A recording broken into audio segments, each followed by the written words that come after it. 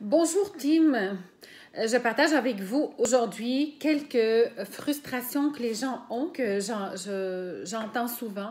C'est que les gens sont frustrés en ce moment avec leur nouvelle vie, la plupart d'entre eux évidemment, ne savent pas par où commencer, comment organiser leur journée, avec les enfants, sans les enfants, avec le travail. Donc, c'est le chaos total dans les maisons et le travail ne se fait pas. On est rendu à la fin de la journée, il n'y a rien qui est fait et les tâches s'accumulent, que ce soit les tâches ménagères ou les tâches au travail ou les enfants. Donc, si vous avez des enfants qui sont aux études, donc, il y a un horaire pour ça. Vous avez un travail, vous faites du télétravail, il y a un horaire aussi à ça. Vous avez le ménage à la maison. Donc, il y a tout ça, ça prend de l'organisation et il y a votre entraînement et tout, parce que la plupart aussi me disent qu'ils n'ont pas le temps de s'entraîner. Alors, si vous faites partie de ces gens-là, j'aimerais partager avec vous quelque chose qui a fonctionné pour moi parce que à la base, je ne suis pas une femme organisée. Je procrastine, je n'avais pas beaucoup de discipline, mais je me rendais compte que j'avançais pas dans mes choses. Donc, il faut vraiment trouver une façon d'être organisée. Sinon, mais la vie va nous organiser à sa façon. Donc, on va accepter et on va arrêter de chialer. Alors, ce que j'ai pour vous aujourd'hui, afin de vous aider à contrôler votre vie, moi j'ai un planner qu'on appelle un planificateur. Mais vous pouvez avoir aussi. Moi j'ai le Rise Up que j'ai eu à Noël. J'ai demandé à mon fils de me le procurer comme cadeau. Là, vous avez ce planificateur-là, personnel ou business. Donc, vous pouvez trouver sur Amazon. C'est très facile de le procurer. Alors, la façon comment je fonctionne, c'est que, premièrement, le matin, quand je me lève, j'ai des choses à faire. Okay? Donc, il faut les établir. Des fois, vous n'êtes pas un lève-tôt comme moi et vous avez d'autres choses à faire pendant votre journée. Mais je vous dis que si vous vous levez tôt le matin, moi, je me lève à 5h moins quart, pour qu'à 5h, je sois prête pour mon entraînement. Mais ce n'est pas donné à tout le monde. Donc, ça se peut que vous, ce n'est pas votre tasse de thé de vous lever le matin. Mais croyez-moi, c'est très efficace comme méthode. Et si jamais vous voulez savoir un petit peu sur cette méthode-là, mais laissez-moi savoir, je peux vous aider parce que cette méthode, elle a transformé ma vie de 5 à 6, où est-ce que je me lève, je m'entraîne, j'ai mon journal et j'ai ma lecture. Mais pour vous, ça peut être d'autres choses. Alors, peut-être que vous vous levez le matin et vous voulez aller prendre votre tasse de café, vous allez relaxer le matin. Chaque personne a sa façon de se réveiller. Mais moi, je vous invite peut-être à essayer de vous lever une journée tôt le matin et ne mettez pas votre cadran sur snooze. Donc, aussitôt que le cadran sonne, et le truc, c'est que ne mettez pas le cadran dans la chambre, mettez-le dans l'autre chambre. Alors, quand ça sonne, mais vous êtes obligé de vous lever pour aller éteindre l'alarme. Et là, déjà, tadadam, vous êtes à l'extérieur du lit. Donc, affirmez-vous, dites une affirmation, par exemple, je suis debout, je suis debout, je suis debout, alors je suis réveillée et là, je vais pouvoir partir ma journée et aller faire peut-être votre tasse de café, rester un peu relaxé et après, mais planifier votre heure. Vous pouvez faire ça aussi, sinon vous la planifiez à l'avance. Donc, dans le fond, au lieu que vous vous réveillez brusquement parce que les enfants vous ont réveillé ou le cadran ou peu importe, mais quand vous décidez, vous, que vous allez vous réveiller, mais ça va être plus, vous allez être plus relax et vous allez décider que vous l'avez fait par vous-même. Et là, vous avez le contrôle, okay, de votre journée. Si c'est vous qui décidez de vous lever, vous avez le contrôle de votre journée. Alors, moi, en ce moment, je ne me laisse pas distraite par ce qui arrive en ce moment. Je contrôle la situation. Okay? Je la prends et je travaille avec pour que je puisse la contrôler. Sinon, la situation va me contrôler.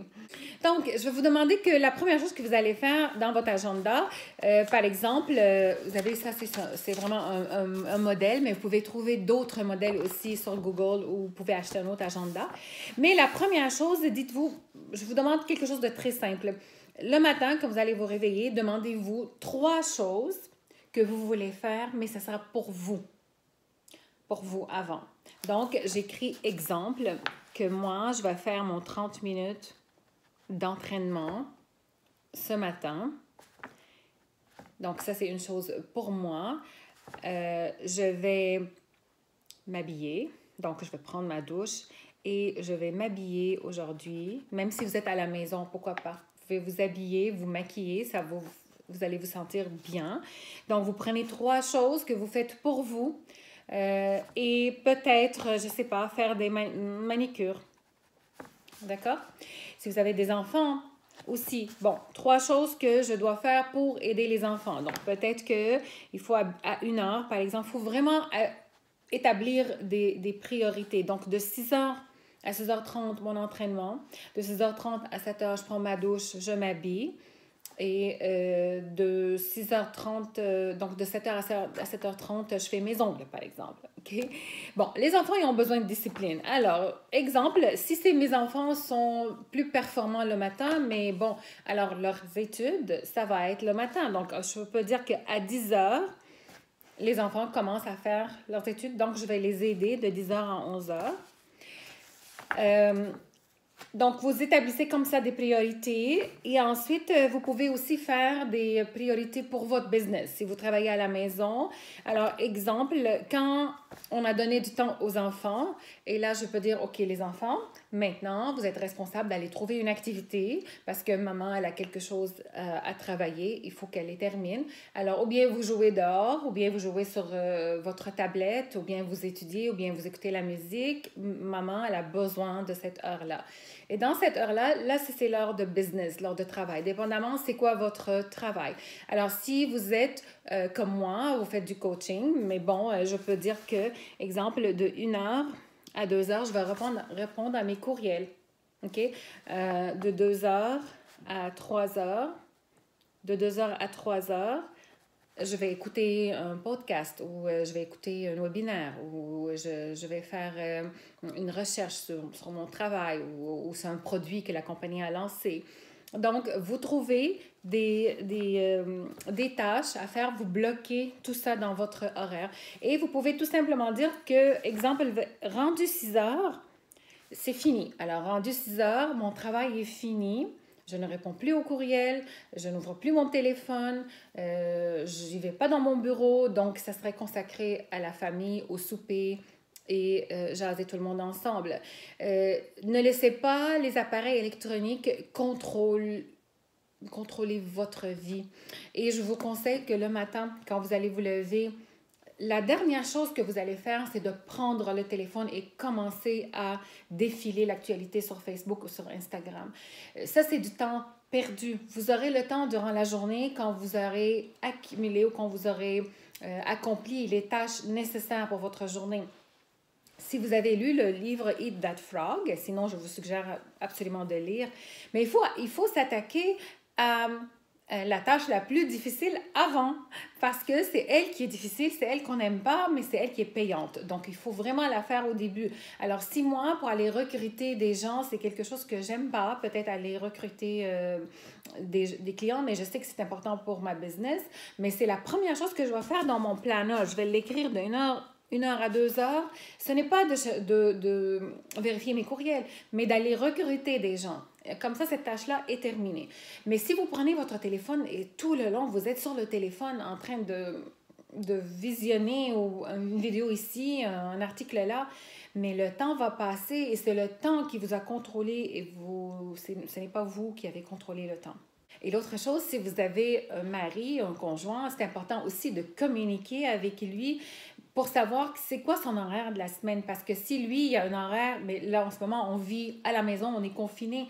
Mais si à la maison, chacun a son horaire et ça rentre en conflit avec l'autre, ce n'est pas très agréable. Donc, la communication est vraiment importante. Alors, vous pouvez vous asseoir le soir et communiquer votre horaire. Et je vous suggère de prendre peut-être le dimanche ou le samedi ou peu importe, vous décidez quelle journée et faites la planification de la semaine. Croyez-moi, quand vous planifiez, tout ce qui est marqué sur une feuille, vous allez le réaliser. Moi, c'est ce que j'ai remarqué. Tout ce qui n'est pas marqué sur ma feuille, je ne le fais pas. Même si j'ai dit que j'allais le faire, je ne le fais pas. Alors, je fais ma liste et à la fin, je peux cocher, c'est fait, c'est fait, c'est fait. S'il y a une tâche qui n'est pas faite, ça peut arriver, je la reporte au lendemain. Il faut absolument que je la termine. Donc, je vous dis que travailler avec planificateur, ça sauve vraiment du temps. Je ne vous dis pas que des fois, moi, je vais laisser mon planificateur de côté. Ça m'arrive, on est des êtres humains, mais c'est avec la pratique qu'on réussit, c'est avec la constance qu'on réussit. Alors, je vous invite peut-être à procurer un petit planificateur et planifier votre journée. Et donnez-moi des nouvelles si vous planifiez à la semaine, si vous planifiez à la journée, c'est vous qui décidez parce que c'est avec le temps, vous allez vous habituer. Alors, j'aimerais vous entendre ou vous lire pour voir si vous avez un planificateur ou si vous planifiez vos tâches afin que vous aurez le contrôle de votre journée et non pas le contraire.